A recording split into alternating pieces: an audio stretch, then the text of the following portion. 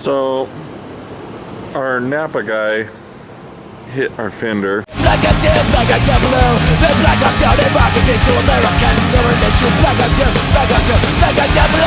It wasn't a really good fender anyways. It was pretty bad. But they got us a new replacement. So I'd like to get that on. I have a different fender for the passenger side as well. It's in better shape. I'd like to put that on. I still need a driver's door. This driver's door just isn't in good enough condition to use. It's been wanged in the front. It had a bunch of mirrors mounted to it. It's usable if we have to.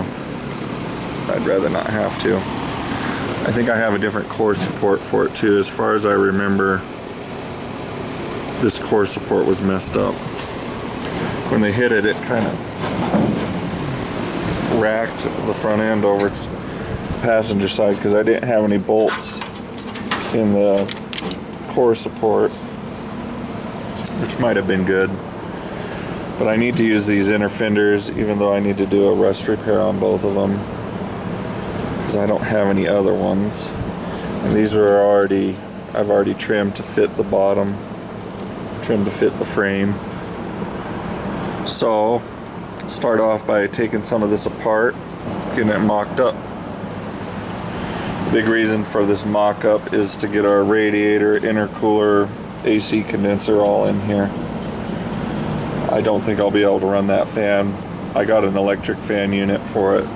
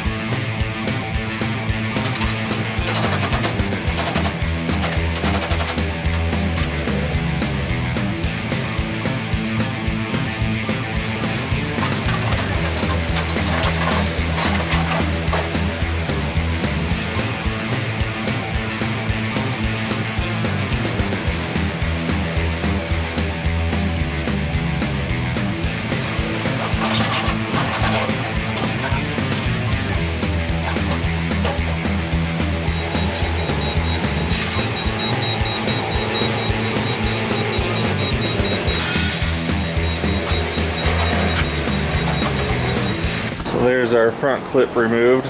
A lot of the pieces were removed previously, bolts and whatnot. You can kind of see the motor mounts that I made. Stuff. The guy that took this truck apart to use it as a donor truck, he was going to do a 60s, 70s pickup on it, and he did stuff like cut the brake lines and stuff, and it's usually you can use all your brake lines, so please don't cut anything when you're dismantling a vehicle. Just don't cut anything. And then he crippled up the dipstick for the transmission. Stuff like that can just be avoided, and you know, a dipstick tube is probably from Chevy. I guarantee it's over $100, you know. And so those little, everything's $100, and so it just adds up, especially at the end. That salvage yard pull just drives me freaking bonkers, where they'll cut all your brake lines, cut your e-brake cables. Well, the last time I was using a Crown Vic, doing a Crown Vic swap on the 70 Ford, if you saw that, there was $600 in parts that were cut or bent by the salvage yard that was just completely unnecessary. And you know, $500-600 is a lot of money, you know, especially when you're doing these builds for yourself. Heck, when I'm doing a build for the customer, it's just unnecessary. You know, they have this all bent up and stuff. Like, this could have just been just like factory. We could have just left the lines intact and brakes would have been done, you know. A lot of times you can unbolt the master off the firewall and just leave this stuff attached to the entire build, and not even really have to bleed the brakes when you're done. So just avoid nonsense like that. The teardown isn't some quick before commercial break bullshit. Just take your time, take it apart nice. It'll save you hundreds of dollars, I promise. Okay, enough rambling. I think we'll take the fan clutch off. That's our fan clutch. Take our fan off here. We'll get our other core support bolted on here and start trying to fit up some of our radiator, intercooler, all that good stuff.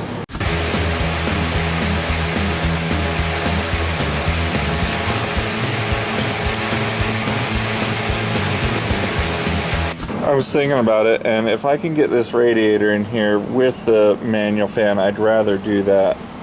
I took off these radiator spacers on these 55 to 58s. I think they put them there for different options. If you had the straight 6, it would move the radiator out a little bit. V8 would move it a little further in because 4 cylinders is shorter than 6. So let's just grab our radiator and see if it fits.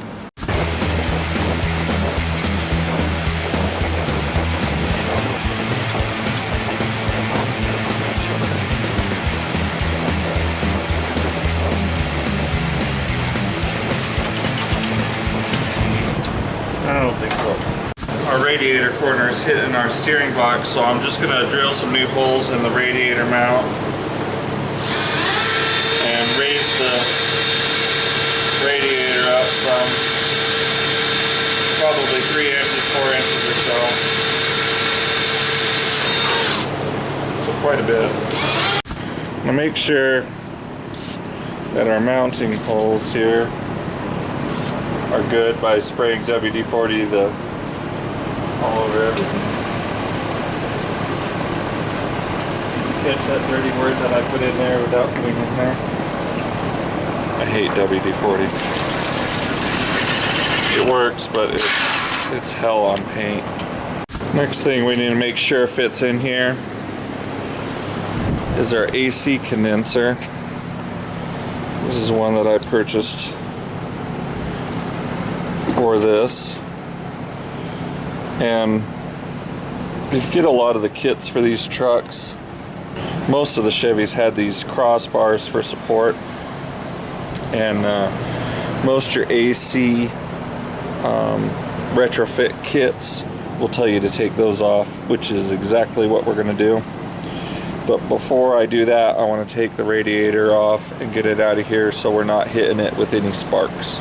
So I got the fan in, and I didn't realize it was going to be so thick, and we are close. Close is fine.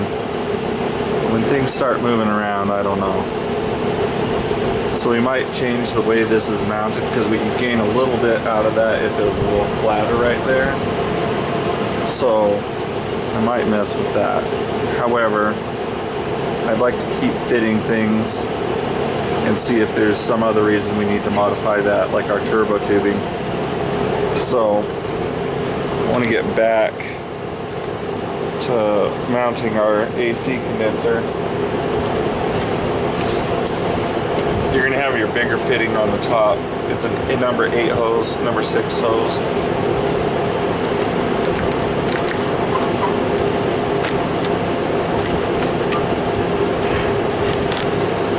As close to your radiator as you can. Looks like we'll be able to mount it to the top right here. Black and dead, black and blue. The black and down, the black and blue. American government, black and blue, black and blue, black and blue.